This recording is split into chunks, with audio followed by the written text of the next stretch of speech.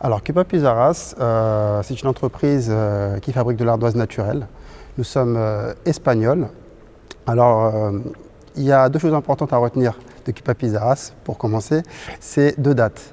1892, date de création, enfin du moins de mise en activité de la première carrière, la fameuse carrière Cupa 3, qui est mondialement connue. Et 1968, qui est la date de création de l'entreprise Cupa Pizarras sous la forme que l'on connaît actuellement. Donc nous sommes fabricants d'ardoise naturelle, nous exportons nos produits dans le monde entier et avec 16 carrières actuellement en activité et près de 22 ateliers de fabrication, c'est ce qui nous permet de dire qu'aujourd'hui nous sommes leaders sur notre marché. Alors aujourd'hui, l'entreprise Cupa Pizarras, sur un marché de l'ardoise international très compétitif, tire sa singularité à partir de trois axes. L'aspect environnemental, l'écologie, la démarche qualité, ainsi que l'innovation.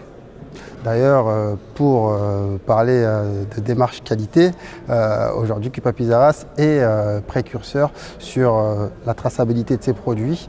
Il est bien entendu que le marché de l'ardoise, comme je l'ai dit tout à l'heure, est un marché très compétitif et comme dans beaucoup d'industries, on retrouve tout type de produits sur le marché. Et il est vrai qu'en qualité de leader, Cupa Pizarras a su instaurer une transparence vis-à-vis de ses clients afin de les accompagner dans le choix de leurs pierres. Dans ce fameux process de démarche qualité, nous mettons en avant le contrôle de nos produits, de la chaîne de production. Tout d'abord, avant extraction de la pierre sur nos carrières, nous sondons les sites pour pouvoir déterminer le type de matériaux que nous allons pouvoir obtenir. Par la suite, on a la qualité de nos maîtres fendeurs qui vient, des salariés de l'entreprise qui viennent apporter une plus-value aux produits que nous fournissons. Et cette fameuse traçabilité qui se matérialise par un étiquetage sur tous nos produits, sur toutes les palettes que nous livrons à nos clients. Cette traçabilité permet avant tout de pouvoir reprendre l'information à son origine. Le site d'extraction, le nombre d'ardoises sur chaque palette, je crois même pouvoir déterminer le salarié qui a travaillé sur la palette. Au final, on essaye vraiment d'accompagner au mieux l'architecte dans le choix de sa pierre, même avant la fin. Plus que l'architecte, l'entreprise qui pose le produit. Et pour ce qui est de l'accompagnement avec l'architecte, dans la démarche qualité, Cupa Pizarras est précurseur dans la mesure où c'est la première et seule entreprise sur le marché français actuellement à avoir un service prescription aussi étoffé, avec près de 5 délégués prescription et une équipe commerciale qui travaille avec les négoces et les installateurs. Le premier objectif de Cupa Pizarras, à travers cet aspect environnemental, est avant tout la réduction de la consommation énergétique. On a en plus de ça un matériau naturel, durable, peu impactant sur l'environnement. Il faut savoir que dans le process de production de nos ardoises, le seul élément qui rentre en ligne de compte est l'eau, qui circule en circuit fermé. On favorise en termes d'acheminement des produits le transport maritime. Tous nos produits ont des fiches de déclaration environnementale et sanitaire. Nous avons bien sûr les certificats ISO 14001.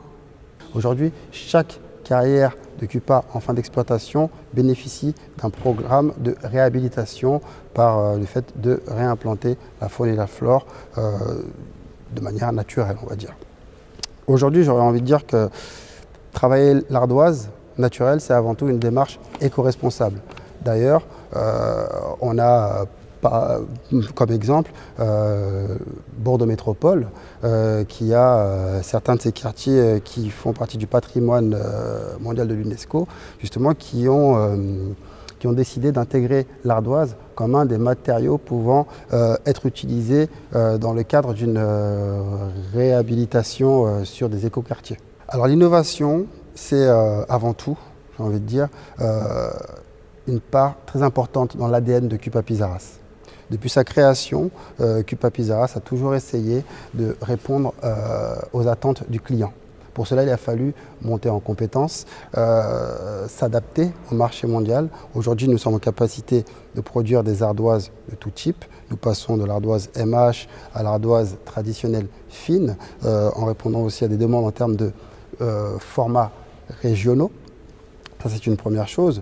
Mais aujourd'hui, l'objectif de Cupa Pizza Haas, concrètement, c'est d'apporter l'ardoise sur des projets que les architectes nous proposent, c'est-à-dire des projets en façade, par exemple. Aujourd'hui, nous travaillons l'ardoise en façade, le Cupaclad. Il s'agit là donc de reprendre le process de la façade en ardoise, adapté à la technologie de la façade ventilée. Donc là, nous sommes sur des ardoises quand même un peu plus épaisse que ce qu'on pouvait rencontrer par le passé en façade, avec des ardoises, avec une pose au crochet ou alors à la vis. Ce sera bien sûr au choix du maître d'œuvre. L'idée étant d'accompagner justement l'architecte dans la signature de son projet avec un matériau naturel et peu impactant sur l'environnement. D'ailleurs, justement, en parlant de façade en ardoise, cette année, pour les Archidesign Club, nous avons la chance justement d'être présents via le projet du cabinet ECDM avec Dominique Marek. Il s'agit là donc du projet de l'hôtel Binet. Donc on a un hôtel avec en façade près de 3000 m² d'ardoise de chez Cupa Pizza Haas sur la gamme 101 Random. Donc là, c'est 3 formats d'ardoise posés sur une ossature bois. L'objectif actuel de Cupa Pizza Haas, c'est de continuer à répondre aux exigences des architectes, à leurs demandes. Et actuellement, nous proposons par exemple la façade ventilée Cupaclad Design. C'est-à-dire qu'aujourd'hui, l'architecte a la possibilité, sur un panel d'une quinzaine de gammes d'ardoises en façade, donc cette fois-ci, on prend l'ardoise, on la découpe différemment. En principe, l'ardoise Cupaclad est posée sur une ossature verticale. On peut éventuellement proposer une pose sur une ossature en diagonale avec une gamme standard, ou comme je le disais tout à l'heure, découper l'ardoise différemment. Le mariage avec d'autres matériaux est aussi préconisé, j'ai envie de dire, dans la mesure où on essaie d'apporter ce matériau sur de la création pure. D'ailleurs, l'architecte peut même, aujourd'hui, avec le concours de notre bureau d'études intégré, dessiner l'ardoise à sa guise, j'ai envie de dire, tout en respectant bien sûr certaines conditions techniques pour pouvoir s'assurer que le matériau se marie bien dans l'ensemble du projet.